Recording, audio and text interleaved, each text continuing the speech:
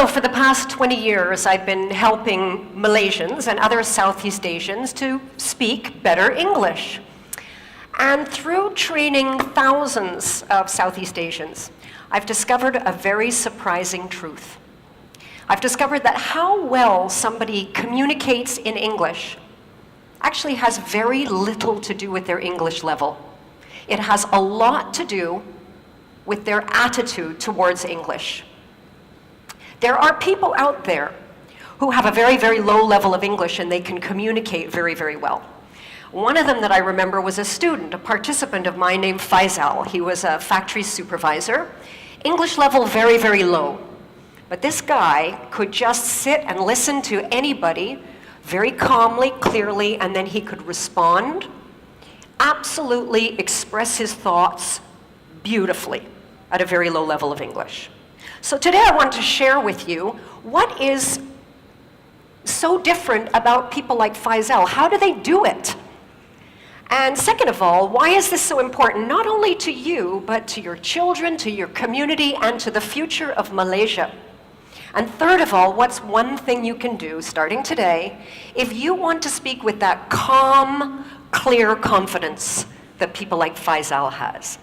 So first of all, what is so different? How do people like Faisal do it? So to answer that question, I'm going to take you back about 10 years, okay? So I was training staff at that time, and my daughter at that time was taking piano lessons.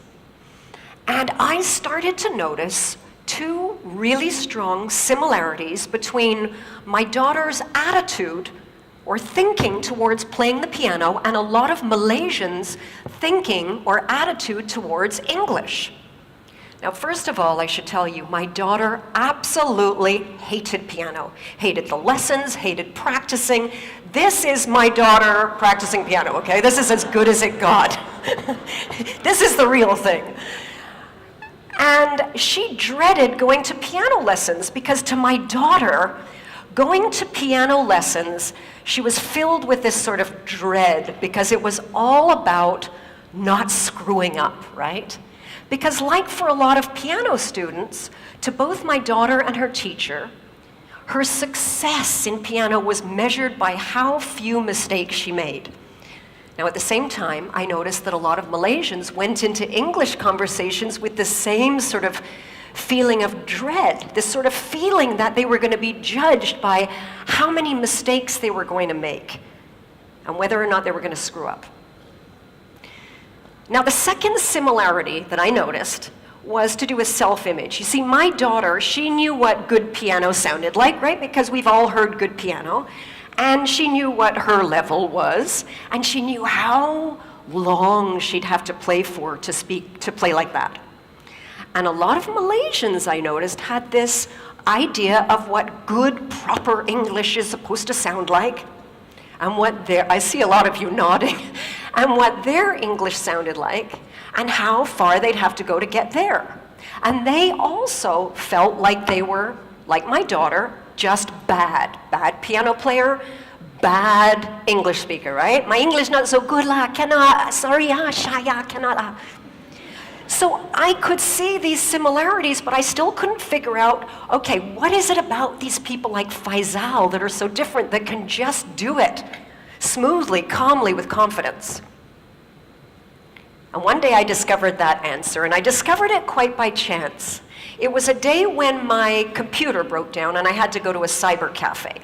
Now, okay, it was my first time and I discovered cyber cafes are disgusting places, okay? They're really gross. They're smelly and they're filled with boys and they're all playing noisy, violent games. They're just disgusting places.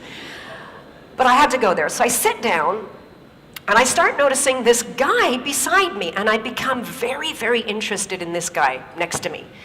Now, this guy is playing this game that is basically, it's like shooting people until they die, and that's it, right? That's the game, right? And I'm noticing that this guy is not very good. He's like, in fact, terrible, right? Because I'm looking and I'm seeing like a lot of shooting and not much dying, right? But what really interested me was behind this lousy player were 3 of his friends sort of standing there watching him play. And what I really noticed was, even though this guy was terrible, even though his friends were watching him, there was no embarrassment. There was no feeling of being judged. There was no shyness. In fact, quite the opposite. This guy's like totally focused on the bad guy, smile on his face. All he can think about is killing these guys, right? And I'm watching him and I suddenly realized, this is it. This is the same attitude that people like Faisal have when they speak English. Just like this guy, when Faisal goes into an English conversation, he doesn't feel judged. He's entirely focused on the person that he's speaking to and the result he wants to get. He's got no self-awareness, no thoughts about his own mistakes. Now, I want to share with you a real, true example to paint a picture of somebody who speaks English like they're playing piano and someone who speaks English like they're playing a computer game. And this is a true story. Happened to me. A while ago, I was in a pharmacy. I had to buy Omega. My doctor said I should get Omega. And I go to the shelf, there's tons of Omega. There's Omega that's high in DHA, Omega that's high in EPA, and I don't know which one to buy. Now the sales rep happened to be there, and I saw she was like this well-dressed professional woman. I walk over to her and I see this look as she sees me, this sort of, it's a look I recognize very well. Her eyes go all wide. It's sort of that panic, oh my God, I gotta speak to a native speaker and she's gonna judge me and notice my mistakes. I go up to her and I explain my situation, which Omega do I get? And she starts explaining to me everything about DHA and EPA you could possibly imagine. She speaks very quickly, goes all around in circles, and when she finishes, no idea what to buy, right? So I turn to the girl behind the counter. Now the girl behind the counter, I heard her before, her English level is very low. But when I walk over to her, this girl, there's no fear. In fact, she's just looking at me. You know that look? Like, yeah, okay, so how? Right. Yeah, I've been in Malaysia a long time. So I go up to her and I explain the problem, EPA, DHA. She looks at me, she says, okay, EPA for heart, DHA for brain. Your heart okay or not? So I said, I said my heart is really, I think it's pretty good. She says, your brain okay or not? I said, yeah, no. No, my brain is not as good as it used to be. She looked, she said, okay la, you take Omega DHA, can? Problem solved, right? So we've got 2 different kinds of communicators. We've got the one who's got a high level, but totally focused on herself and getting it right, and therefore very ineffective. We've got another one, low level, totally focused on the person she's talking to and getting a result. Effective. And therein lies the difference. Now, why is this distinction so important, not just to you, to your children, but to the future of Malaysia and countries like Malaysia? And to answer that, let's take a look at who actually is speaking English in the world today, okay? So if we looked at all of the English conversations in the whole world taking place right now on planet Earth, we would see that for every native speaker, like me, there are 5 non-native speakers. And if we listen to every conversation in English on planet Earth right now, we would notice that 96% of those conversations involved non-native English speakers. Only 4% of those conversations are native speaker to native speaker. This is not my language anymore. This language belongs to you. It's not an art to be mastered. It's just a tool. to use to get a result. And I want to give you a real-life example of what English is today in the world, real English today. This is another true story. I was at a barbecue a little while ago. This was a barbecue for engineers from all over the world, and they were making hot dogs. Now, some of the hot dogs were regular hot dogs, and some were these cheese hot dogs, you know, with the cheese in the middle. French engineer is cooking the hot dogs, and he turns to this Korean engineer and he says, would you like a hot dog? And the Korean guy says, yes, please. He says, do you want the cheese? And the Korean guy looks around at the table. He says, I no see cheese. French guy says, the hot dog contains the cheese. Korean guy doesn't understand him, right? So the French engineer tries again. The hot dog is making from with the cheese. Korean guy still doesn't understand. He tries again. He says, the hot dog is coming from. No, the cheese is coming from the hot dog. Korean guy cannot understand. Now this Japanese engineer who's been listening to this conversation turns to the Korean engineer and he says, cheese integrator. He understands, okay? Everybody understands. So this is what English is today. It's just a tool to play around with to get a result, like a computer game. Now the challenge is that we know in schools all around the world, right? English is not really being taught like it's a tool to play with. It's still being taught like it's an art to master.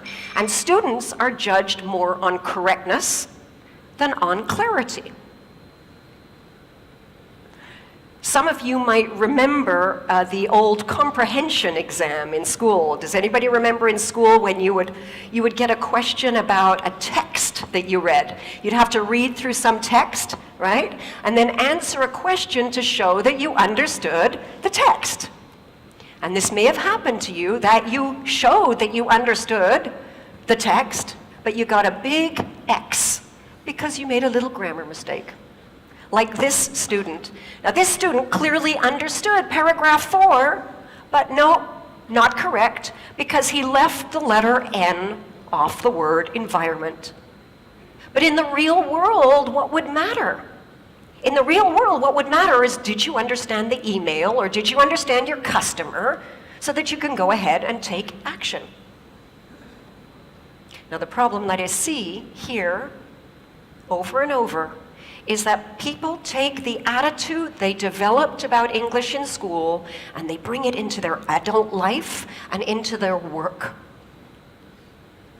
And if you're in a stressful situation and you're having a conversation and you're trying to give a result to someone and say it correctly, your brain multitasks. It cannot do two things at once. And what I see is the brain just shutting down. And you may recognize these 3 symptoms of the brain shutting down. The first one is that your listening goes. Someone's talking to you and you're so busy thinking about how you're going to respond and express yourself correctly, you don't actually hear what the other person said. And I can see a lot of nodding in the audience. The second thing to go is your speaking. Your mind sort of shuts down and that vocabulary you do know just disappears and the words don't come out. The third thing to go is your confidence. And the worst thing about this is you may only be confident because you cannot express yourself clearly, but to the person talking to you, they may misunderstand this as a lack of confidence in your ability to do the job, to perform. So if you want to speak English like Faisal with that great confidence, here's the one thing that you can do. When you speak, don't focus on yourself. Focus on the other person and the result you want to achieve.